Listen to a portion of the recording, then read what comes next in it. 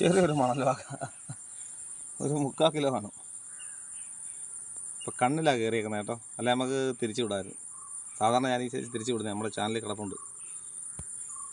പക്ഷെ കണ്ണിലാണ്ടാണ്ടോ, കണ്ണിലാണ് ഹൂക്ക് കയറിയേക്കുന്നത്.